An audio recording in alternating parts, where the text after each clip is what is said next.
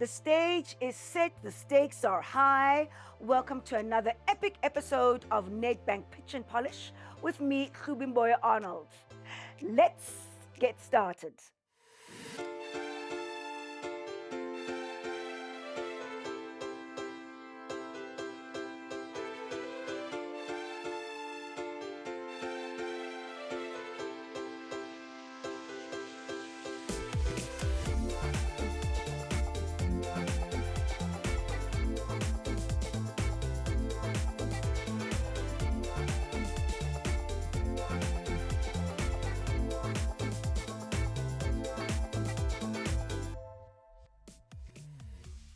Last week, our judges didn't go easy on the first two contestants from the green group, Kate and Tebogo.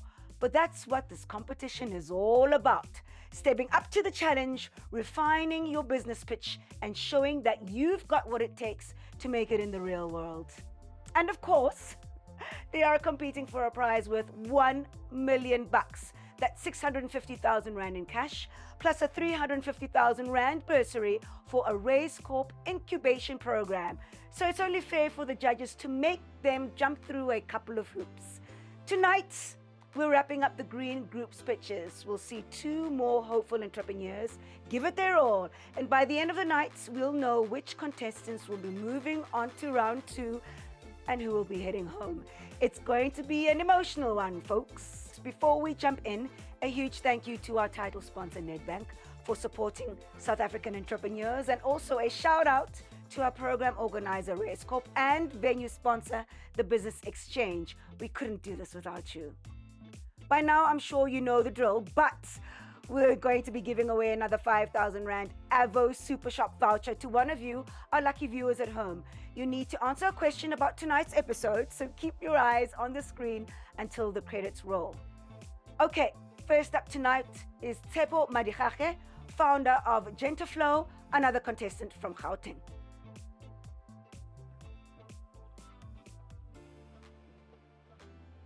Hi, Tshepo. Hello. Nice, confident entry there. Thank you. Great. How are you feeling? Confident? Confident, yeah. Ready to roll. Good. So let's just get to it. 5, 4, 3, 2, 1. Pitch and polish. Imagine a world where bankers don't have to worry, or lenders have to worry about the caliber of farmers that they're actually lending. And farmers are actually at the point where they can actually fulfill their mandate by providing crops or vegetation or be it livestock. At the end of it, imagine retailers where they can actually predict what's coming into their stores, what's the shortage, if there's any shortfall. Hi, my name is Tshepo Madigage. I'm from Gentaflow, which comes from Nedbank in Mpumalanga. Agriculture is the backbone economy of every country. But the situation we're facing is that bankers actually have a challenge in funding the farmers. I mean, the situation right now, we've got about 1.6 billion that was actually provisioned for farmers to actually do crop farming and all the various sorts of farming, but some of it, or most of it, was actually turned back. And that's purely because none of them were actually qualified to be fundable. That's on the farmers, on the banker side. Farmers as well, they're not actually financially savvy, financially intelligent enough to actually attract those funds that are actually been given. On the downside of it as well, you find that retailers have a challenge in predicting how to actually provision stuff that's actually coming from the farmers in order for them to, to fill their shelves. We at Gentaflow actually bring a data analytics solution that's got mobile and IoT, which actually talks to those three stakeholders. What we do for bankers is that we give them predictive analysis so they can actually profile, so that when they give, lend money, they can actually... Sure. That went quickly, huh? Yeah. And how far were you in that pitch? The next was going to tell you how I'm going to spend No, I didn't ask that question. I was Oh. going to say, how far were you? Halfway? 3/4? 3/4. 3/4. Okay. All right. So let's start with you, Flo. So you spoke about, obviously you got your two target audiences, your bankers and your farmers, and how you can link them up. And retailers. Yes. Have you been able to secure any partnerships, contracts with either of those audiences? Not in the agriculture space. It's actually in the financial space where we've actually had made some headways in getting finance, because we have a solution that's tailored for that division. And right now we're repositioning this one for this competition to target farmers. So you're saying you have actually secured a partnership with a financial institution to secure finance, and you just have to bring the farmer on board to create that linkage. Oh yeah, so the solution is actually was tailored or made for finance. So the purpose of entering this competition is to take that very same solution and tailor it for this specific competition, where we're now talking to lenders, retailers, for farmers. Can I ask you, Tshepo, forget your pitch. Mhm. What do you do? Okay, we provide an app or device that actually use data to give farmers, lenders, and analytics or reports that can actually fulfill or help them make decisions based on data. Basically, you can look at it as a custodian of data that helps customers to. But what type of data? Oh, it can be any data. So mainly it could be data that's used for, let's say, for instance, for retailers. It could be in a form of reports or feed data from farmers to say, if you want to fill your shelves, can you predict what's going to be ripe at what time, so that you can actually say or gauge if, whether your shelves will be properly filled. But at the same time, farmers battle with access to markets to say, look, I've got crops, but I don't know if there's going to be an uptake for that. So that's where they actually feed us with data. We actually connect them with retailers, but at the same time, farmers complain that, look, we don't get funding. Yes, you don't get funding because you're not bankable. So in that process as well, there is an ecosystem to say, these are the things that the app that can actually help in get yourself trained, align yourself and actually trained, so that you can, have the efficacy to be bankable. That way, that will actually release more funds into your business. Obviously, that will then feed into the ecosystem. Mike, do you know what he does? Can you explain it to me, please? You were very soft in your initial pitch, so not this one, Okay. the pre-pitch as well. Pre-pitch, yeah. Was I correct when I heard you say that you use software called Kaisero? Kaisera, yes. So are you a reseller? No, Kaisera is actually built by a partner, so we build it in connection with Kaisera. So it's actually our offering. Spell it for me, please. Kai, so it's CAISERA. And that's your software. That's your Yes, software, yes. your own software. Yes, that's us. So you have created data analytics software that you want to sell on to farmers, lenders, and Retailers. retailers. That's good. So just to clarify that, so the Kaisera is actually a conversational agent. So it's Okay. more like a chatbot. It's a chat GPT. What we then do, as I mentioned, the customer that I mentioned earlier, is we tailor it. For instance, if it's in finance, it will be an agent as opposed to calling a call center where people can interact with it. And what's nice with it is that you can use your own language, and that we use as an interface to actually communicate with whoever we're positioning the solution for. Okay. Do you have any clients at the moment? We just lost one. We are actually going to position ICOCA. That didn't fall through. But yeah, we're busy with another hospital at the moment. And do you know why you lost them? Various things. We still actually have a debrief to find out what is, because we felt that it was a sweet spot because of a lot of transaction. Our solution is actually based on, we make money out of the transactions, the interactions that people make with the solution. Okay. So do you know what he does? So how will you make money? In many ways. One, it will be the custodians of data, and that data will then be used to educate farmers to say, look guys, for you to become bankable, this is what's needed, and obviously sell that data. In there we'll work, look at models to, because farmers are very finicky, they don't want to pay for things. So once we've got the data to say, if you actually meet these criteria, you're more than opening yourself to this client base, and that client base obviously exposes you to more customers. But Tshepo, I just want to understand, you keep talking about data, right? Somebody has to input that data. So Yeah. you talk about got crops. Somebody has to say what crop it is, when they've predicted it will become ready for market. What's the probability of, I'm getting 100% crop yield or whatever yield I'll get. I'm not a farmer, Yeah. but somebody has to type that all in Okay. for that data to come in. The retailer has to also type in a whole bunch of stuff, and the bank has to type in a whole bunch of stuff. Is that right? That's correct, yes. So that all comes into a central place, and somehow you tell everyone Data analytics. Yes. what the probability is. But if I'm now the farmer and I say I've got so many crops, this crop, and this is the probability of 80% yield, I don't know what I'm talking about, but it's really 40%. I'm putting in that data, or does the ChatGPT or the LLM, does it go back and say, no, the probability is 79.4% based on, I'm trying to work out what the value is of the software other than typing in your stuff. Yeah. Well, the value is actually in connecting all these ecosystems where we'll be the custodians for all these touch points, be it the land bank, well, the banks, the farmers, and the retailers. Because right now they are not talking. So we've got ways to, like, for instance, we've got a hardware partnership where we use IoT mostly because for farmers, because they're not really into technicalities. So we'll actually use that to actually be the one that collects the data in addition to chatbot. But the other thing that also connects data is actually the AI itself, because you can talk to it in natural language and it creates the data from you, from the conversation that you're having. Okay. All right, Tshepo, thank you. Thanks for your pitch. You may leave. Thank you.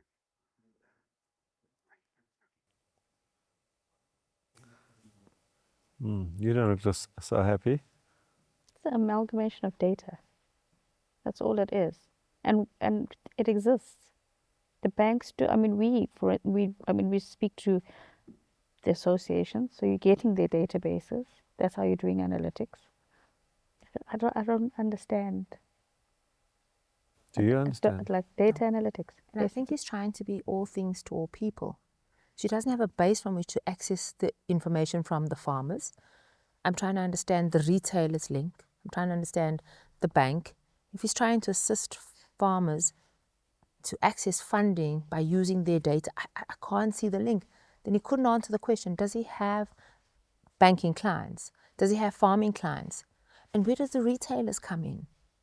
So, like simply if I'm growing 7 carrots, Yeah. which retailer's going to buy it from me, and the bank's going to give me money to plant the carrots. plant the carrots. But Plant I more think carrots. Look, it's a great thing, right? But all you're doing is you are consolidating different stacks of data and analyzing. It's data analysis. I'm aware of an entrepreneur who is doing a value chain within the agricultural space with everyone in the value chain. Something probably very similar to what Tshepo's doing. They raised in the billions of rands in order to build this for a global market. If that's the same, which it feels that they're sort of the same, there's very little chance that he's got in the market for that, because the amount of investment you have to make to bring on board not only the banks, to come and speak to the banks and get them to understand what's going on and what their value is and pay.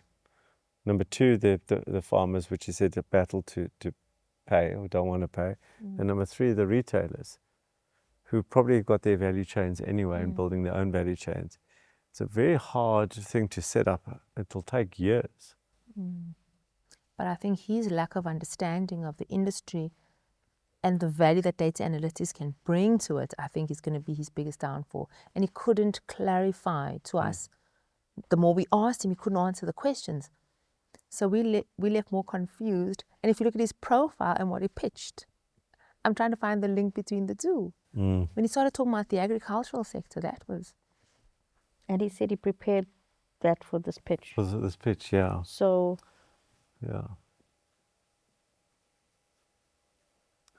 I think enough said. Enough. Okay. Let's go. We'll put that into the LLM. Give me 5. That's 10. 5. When, Mamela, it felt like a bit of a rumble in the jungle in there. It was. Yeah, talk to me. Like, how's it going, man? How it went, yes, I was wrestling myself in there. So, Yeah. Yeah, so I guess it was the nerves that got the better of me. But yeah, and yeah, it was a rumble. But yes, yeah, I don't know. It felt to me like the environment was thick. You had a lot of content, but they just couldn't see through it. I just found that they were just trying to internalize and to understand le ndaba yedata. Hey, You know what I'm saying? And you needed to unpack it for them constructively. Yeah. And I think there was just a hit and miss. that's So, correct. correct me if I'm wrong. no, you're right. Yeah. It was a flow because I mean a lot of times I actually missed connecting the Correct. structure. So you're right in that sense that that was actually the downfall. Although I think they did get it, but it was just the flow of how the information was actually being relayed. And, Correct. And the nerves got the better of me. Yes. Your relationship with your namesake, Tshepo, I mean, Tshepo times two. Tell me about your guide and your business mentor. Joe, that's my that's my sagru. So he opened up a lot of things, and I just wish we had more time. But yeah, that's actually my key takeaway from this, is the interaction I had with Tshepo, and yeah, I wish we had met years before. Yeah. Lastly, what's your best case scenario going from here? What's your best case scenario? Yeah, I think the opportunity to be here firstly and to market the company. So it's not the last. I mean, we're probably going to be having this at another floor, but on a different level, definitely, because it's not the end of it. All the best going Thank you forward. so much. Thank you. Give me 10. There we go. I probably don't need to tell you this, but having one of the judges ask you to clarify exactly what your business does after listening to your pitch usually isn't a good sign. Oh, to borrow Alan's words, enough said. Our second contestant tonight is actually a duo, Gauteng's Tshitso Mosolodi and Karl Carter of Snake Nation. Take it away, boys.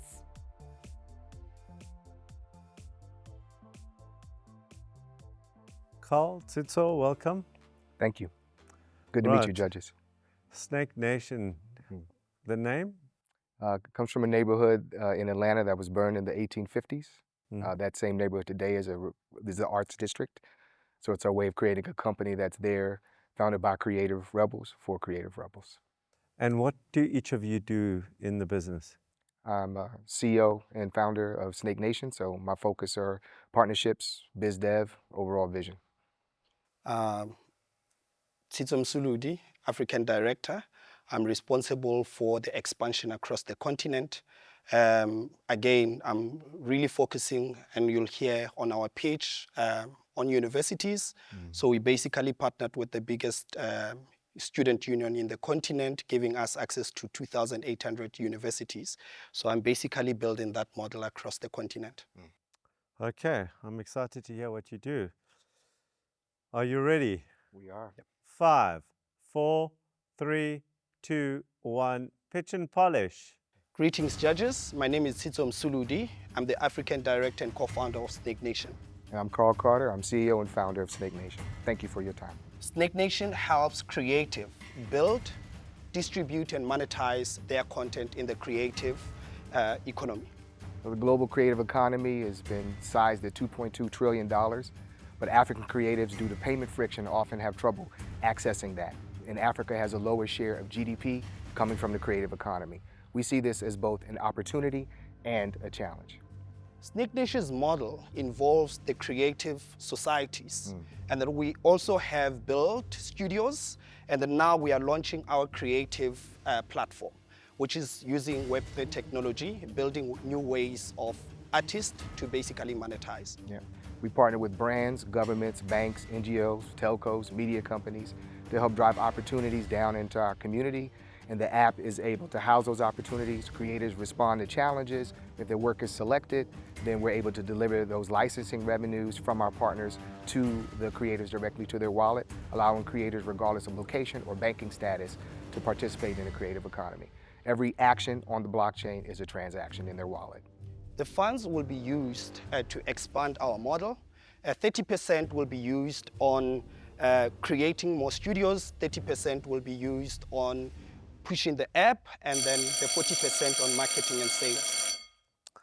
Okay, gentlemen, so we've run out of time there. Well, let's start this side here. Hi and welcome. Thank Lovely you. to have you guys. I hate using brand names, but Okay. I'm going to do it in this instance because I'm trying to understand your model. Yes. What is the difference between what you offer to, for instance, what TikTok offers compared to what Upwork offers? Yes.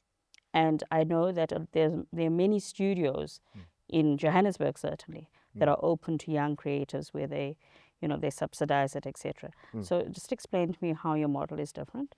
Certainly. Would you like me to? Go first, I'll tap into the studios. Okay, cool.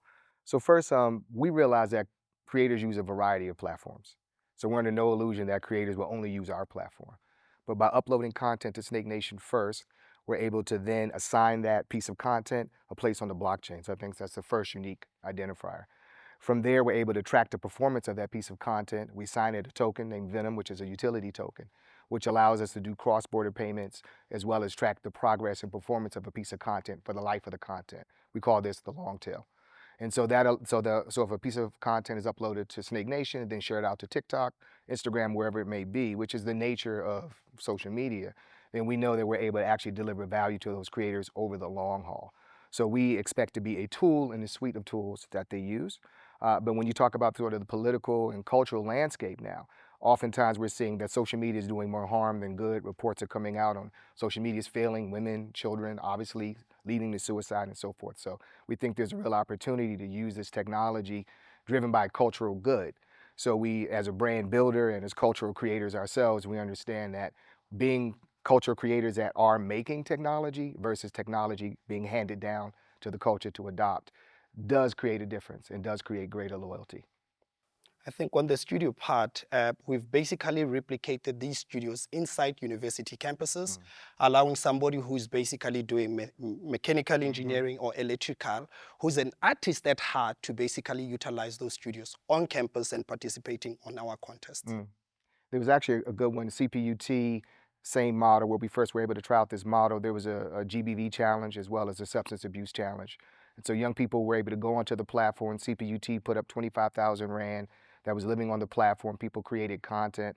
So because the Venom token calculates value for social media activity, like shares, posts, reposts, all generate a value that lives in your wallet. So you can create a leaderboard, or you can in fact say, hey, here's 25,000 Rand. I'd like to distribute this 25,000 Rand to everyone that creates against a specific challenge. So there's lots of ways that you can do that, but the piece of content that has the most engagement generates the most Venom value. And so then that way we know that if you are in fact creating against a particular challenge and that content takes on, life, then that particular creator is able to see, more value for that work than say if you were to do that on a different platform. And what would your pricing model be? So pricing model, we work with brands, partners, and so forth to do challenges. We also have pro level accounts, but for creators, the average creator to join is free.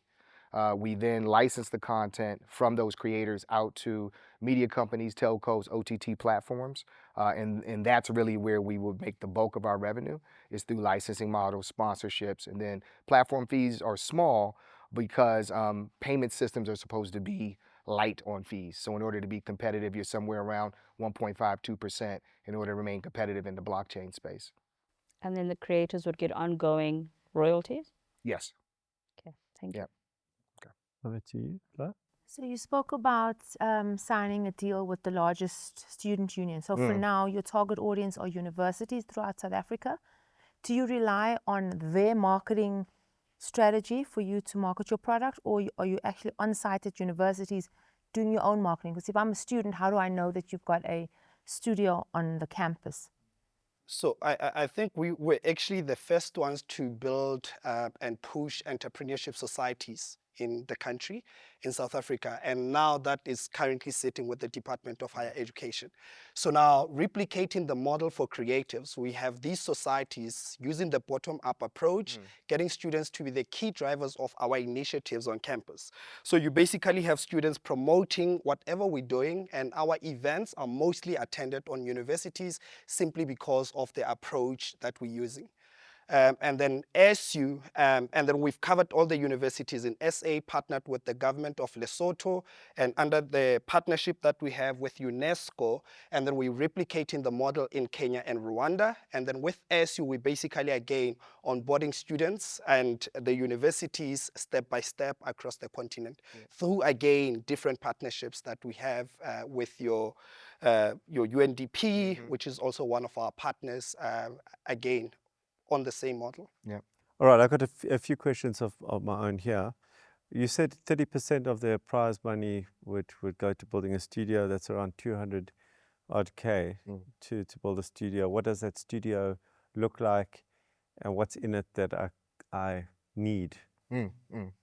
It's light touches. It's really looking at music studio, and also visual studio, green screen, and then this is, again, studio that is used by students with our Venom token to buy time and then to record and participate on our contest. So this will basically help, I think, to push our platform adoption on campuses, and it will also help with students participating in some of the contests that we have. Second question is a double question. So the question around Venom to Rand. How do I monetize that? To have a whole bunch of Venom tokens is one thing, but if I can't buy, if I'm a student, I can't buy alcohol, or I can't buy, whatever with my Venom token. So first question, don't answer it straight away, is how do you get from Venom to Rand? The second is that this week I had one of the, let's call it, student organizations come present to a whole bunch of CEOs at my organization. We had 4 of them. One was studying medicine, one was studying law, BCom, and a BA. All 4 of them, all in the early 20s, all were content creators. And then we asked them how much they earn from that. There was anywhere between 8 and 25,000 Rand a month from creating content. Now that is off TikTok, off Insta, etc., or YouTube. What would convince those people to move from there to you? Would they make more money with you? And then my question about how does it go from Venom to Rand? Okay, cool. So start with the second question on, like, why would they move? Yeah. Yeah. And again, as we touched upon, we don't anticipate that they will move, but we become a tool in the toolkit. The Venom token is an interoperable payment system. So we're built on Stellar blockchain and Interledger protocol. Interledger protocol allows someone to pay $1, receive a Rand, for instance, or pay Bitcoin and receive a Rand. So it really is just about people being able to set preferences or what they will receive. So key differentiator. In the roadmap, there are payment gateway, live streams, tools that then allow young creators to set their own tone, their own tempo, chart their own future. So our goal is to really, build the best tech possible, surrounded with incredible culture, build loyalty, because they see that, hey, this is by creatives for creatives, different than, a foreign situation being, saying, hey, adopt us, which, most technology is not built by people of color or built by the communities that ultimately adopt it. So we wanted to show that this actually can be done in culture on the continent, built by technicians and creators here on the continent. So that's some of why, it's about showing value, walking the talk, and then being able to say, hey, we've actually thought these things through so that the tech we're giving you gives you more options, more control over your narrative. Second, in terms of ways that you can convert, the answer is short: local payment partners, because obviously, you're going to have to deal with licensing. So while we are growing and while we're starting, we have to partner with local payment partners in order for us to convert that Venom to a Rand, and we'll do that while we have to go after our own licenses. So thankfully, South Africa is one of the most progressive crypto environments on the continent. Digital asset service provider licenses is in our roadmap, as well as virtual asset service provider licenses in Mauritius.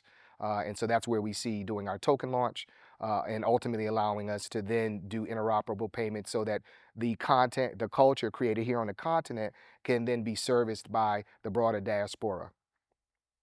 Tshitso, Karl, you got more than your fair share of time. It's time to go. Thank you. Thank you very much. Thank you. Right. was trying to read you in during that pitch. You looked like you weren't there, then you were sort of Then there, I was then there, I you was sort of there. then you That's, weren't that's there. exactly how I feel. I Yeah. feel like I'm there, but I'm not there. Okay, why are you there or not there? Because they're using a lot of catchphrases, Hmm. making it sound like it's the social movement, upliftment, blah, blah, blah, blah, blah. You cannot tell me you're going to come and build that tech from the ground up using local resources when you've already got it existing in Atlanta. Why would you not do a plug and play? Mm. So there's Good a lot of, catch there. there's a lot of, they're using the right words, but it doesn't translate into something that is realistic. Is there value in it? Yes, but in essence, what you're creating is another social platform. It will become a social platform because you're going to have to advertise it via social channels, right? Hmm. It will become a social platform for young people, young creatives. Where the value is, I don't know. Your thoughts? So I think the question around TikTok was a good one. And their view is that they would become one of the platforms. They're not looking to overtake one, replace another.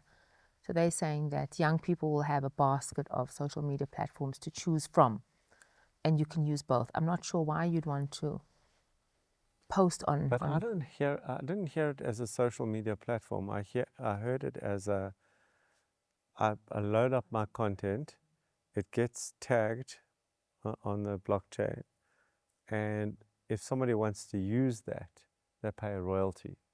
So whereas social media is about how many likes, downloads, if you look at YouTube, they pay you per download, and then YouTube goes out and advertises on that, and and then irritatingly, halfway through something, the ad comes pops an up, ad. and you can't wait to push the skip button. But yeah, so I didn't see it as a social media. I saw it as basically a Content place to creator. load your content and then on-sell that content for somebody else to use. But That's with how the I understood And it. with the studio, they enable people to develop their own content as well. Which they can then put onto TikTokers if they wish. So if they do, how do they then earn money? From Well, big they're brands. both. From So both. you place for both. Both. So they create the studio, creates the content. Content can go TikTok, YouTube, and Snake Nation. Right. This is how I understood it. When he spoke about the 25,000 Rand challenge, what I understood there was that then they go and they can get people to create specific content around something. And then I couldn't understand their model there, how they made money. How did they make money there? I wasn't clear. But didn't hear a social media platform. But the good catch that you made was, why, if it's done in the US, are they not just bringing that tech here? But I thought there was an element of that. Anyway, from a positive perspective, I think the targeting of universities and university students gives them a captive market, and people are looking to earn additional source of revenue or income. Could be valuable. Okay, there's lots to think about. Sure, there's certainly, the judges are torn, I'd say. Some, yeah, but let's get scoring. Snake Nation. Personally, there was an energy about your pitch that I didn't feel amongst the others. I might not have a job by saying that, but I'm just being honest because this is a candid conversation. There was something, an X factor. Can you tell me what that was? What you feel it was? I think it's mission. Yeah? You know, when you're here to do something that matters, then that assembles everything you need around it. So, a lot of prayer. Lot of prayer. Lot of prayer. And you? No, again, just piggybacking on what Karl is saying, it's a mission. Africa has a massive youth unemployment, and we're basically trying to build a tool that will eradicate that. Yes. How's the guide been, your business mentor? He's a beast. Well, really? Yeah. Tell me more. Yep. No, Tanda is on point, man. There's a lot that we've learned Yeah. over the space of, I don't know how many days, a day, Yeah, 2 days? I think, yeah, 2 we days? squeezed a couple of hours even today, but no, he's amazing. We've learned a lot, and that we've basically embedded in some of our model. Yeah, I knew we had the right guy. We sent him a note at 1 a.m. Yeah. And he sent one back at 4:45. We're like, are you up?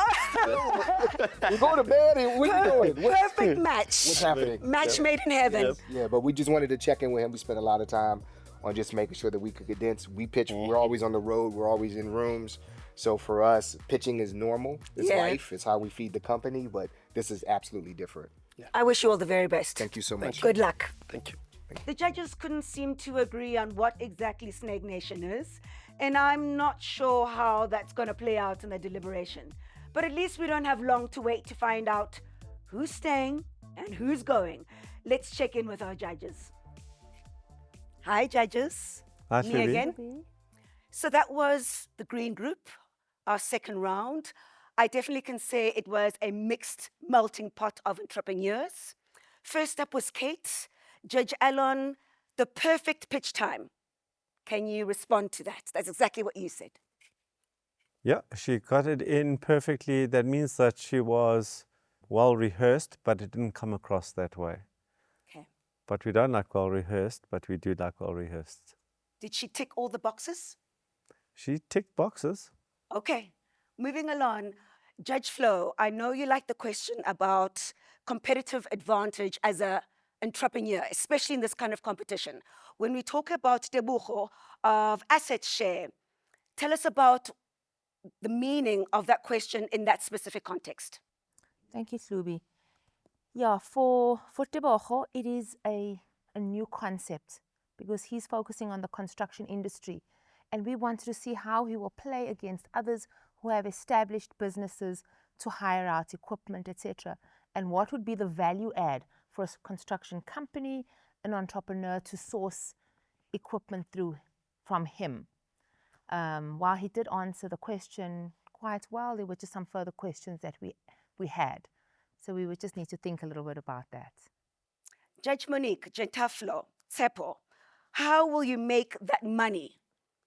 How will you make that money? What did you think of his answer? Fantastic. You know what I really like is when you see, he'd made the comment also around the fact that when you're investing, you can, it can be a bottomless pit when you're trying to build a platform. Yes. So it's very good that he knows that he is sinking money at the moment, and he was able to actually answer how he would make or recoup the funds, as it were. I must say, in this round, particularly Judge Monique, you were pensive, you were thoughtful, you were engaged.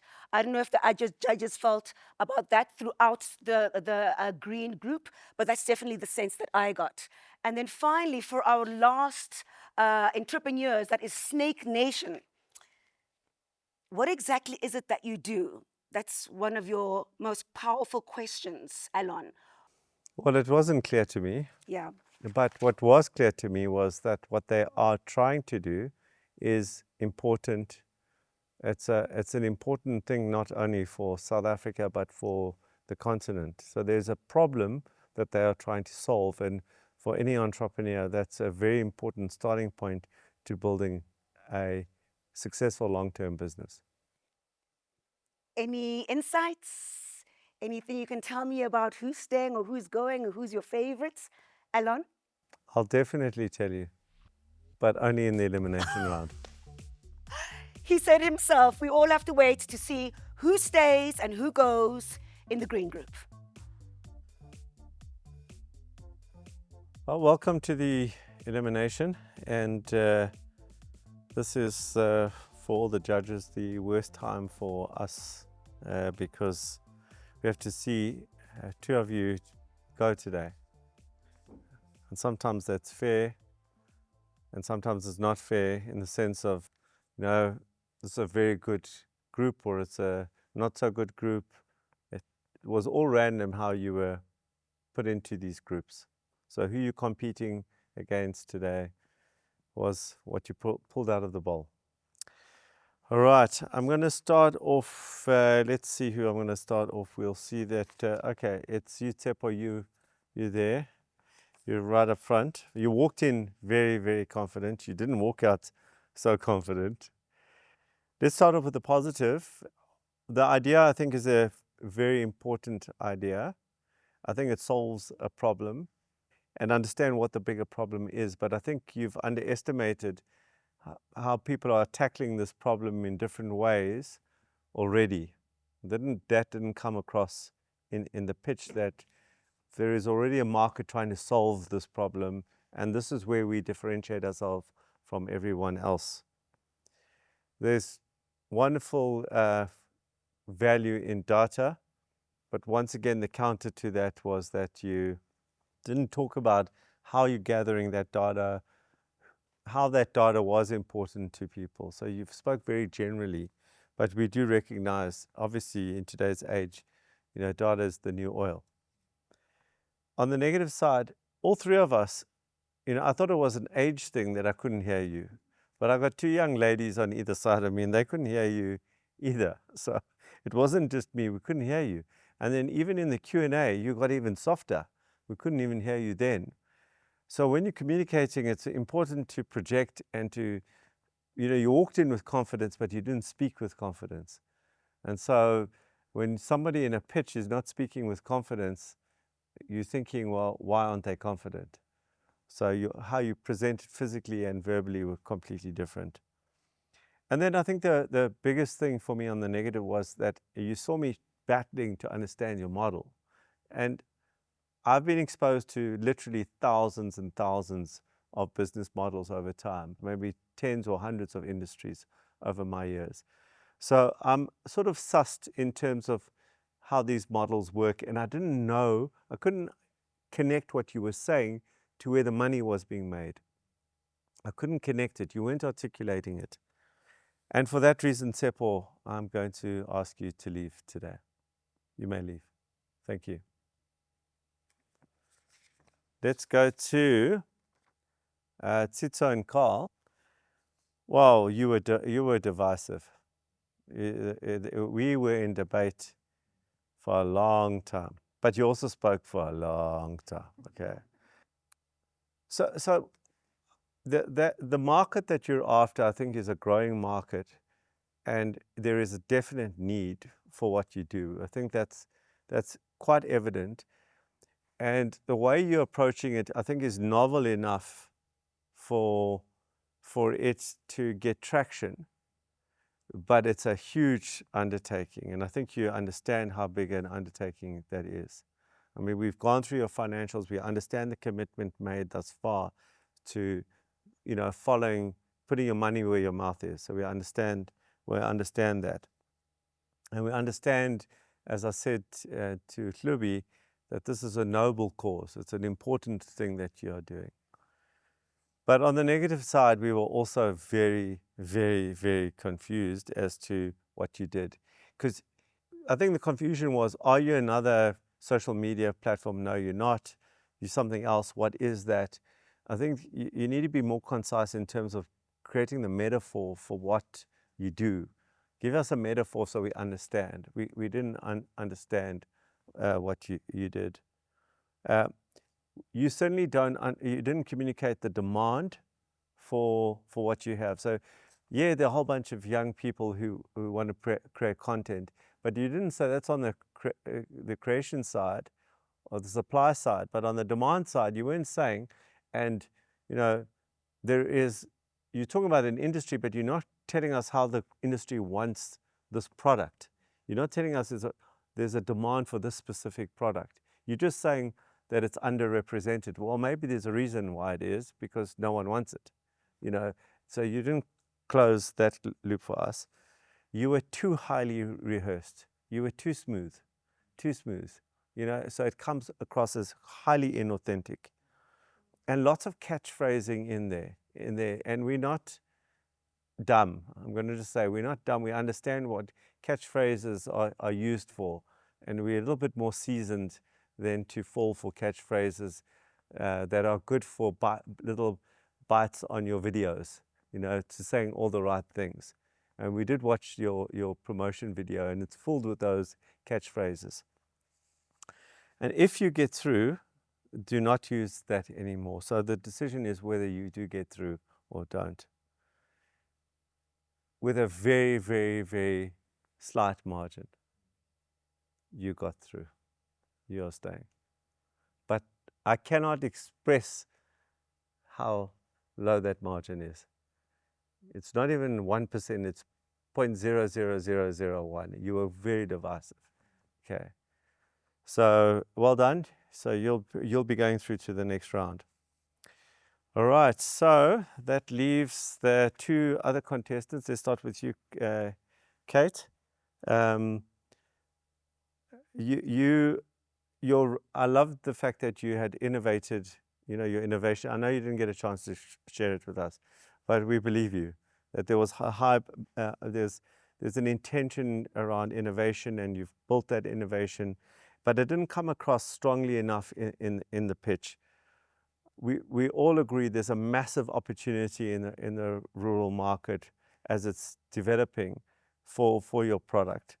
And I think that what's very clever what you're doing, and you didn't say it because perhaps you can't, but I can. The intern strategy, if you train these guys to use your paint, they'll be loyal to you and they'll use your paint, right? So I think that's a very clever strategy. On the negative side, it's a very highly competitive environment, very, very highly competitive. In fact, we've had a paint company many years ago get to the finals of Pitch and Polish as well. So it's a very competitive environment. You took too long to answer the questions, and you didn't bring across the fact that you were an authority in this, like what made you the right person to know about paint. We didn't know what that was. All right, then we have Tshepo. Tshepo, it was actually a very good pitch. We were we really enjoyed your pitch. You come across in a very authentic way, which is very important. And the judges think that there is a market for what you're doing, but we don't think you've thought through the model strong enough. The model's not there. We didn't hear how you're going to market this thing. When there's two sides to a market, where you have to get both suppliers and market into, like in an Uber environment, etc. When there's two sides to bringing people onto a platform, it's very, very, very expensive. We thought your distribution was too wide. We think that you should focus more in terms of to supply goods and services, all your machinery across the country. I think is going to dilute you. And what came across very, very tough from Monique was that you must set the price. The price mustn't be set by the suppliers. So which one of you is going to go through? The highly competitive one where anyone can make paint, or Tshepo, where you got a very tough competitive environment, I think. The company that's going to go through is Kate. You stand, Kate. Tshepo, but I'm going to say it before I ask you to go. I'm going to say that one of the judges here, Judge Flo, knows a lot about your industry. And she has offered free of charge to meet with you, to mentor you, to support you and give you guidance in terms of what not to do whilst building out your product. But until then, you may leave.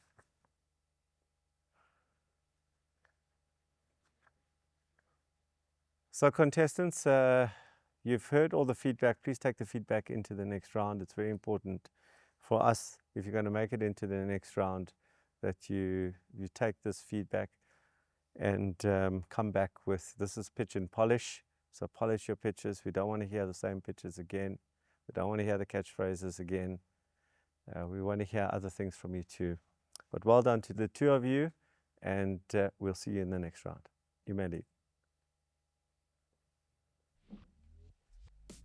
Congratulations to Kate, Tshitso, and Karl for making it through to round 2. And to Tshepo and to Bucho, thank you so much for your inspiring pitches and for sharing your business journeys with us. Remember, folks, that it's easy to sit at home on the couch and judge the contestants for their pitches, but it takes real guts to get up there, and we wish them nothing but success going forward. And that's just about a wrap for tonight's... What? Oh, the viewer competition. Oh, right. Oh, just kidding. I was just making sure you were still paying attention. Yes, we're giving away another 5,000 Rand Avo Super Shop voucher tonight for you to spend on tech, a holiday, home appliances, well, anything you like, really. To be in with a chance of winning, you need to answer this question. Snake Nation helps creators monetize what? Snake Nation helps creators monetize what? Send your answer and your name via WhatsApp to 071 802 6981 before midnight tonight. We'll do a random draw from the correct answers and post the winner's name on our social media channels later this week. Now, that really is a wrap for tonight's episode. Next week, we'll be starting fresh with the Blue Group. And if tonight's anything to go by, it's going to be another unmissable episode. Make sure you join me back here next week, Tuesday at 7 o'clock sharp. From me, Moya Arnold, good night, and thanks so much for watching. Mwah! It was fun, it was informative, and I'm glad one of the judges even agreed to come and mentor us after this thing. That means they actually see value in what we're building here in our business. So it's not exactly a failure, just another lesson that we can take forward into the future. I learned that as there's a lot of work to be done, and real work and concrete work. I mean, it comes from, the coaching itself all the way to the feedback. So yeah, it means that there's still a lot of work to be done. That's the learning.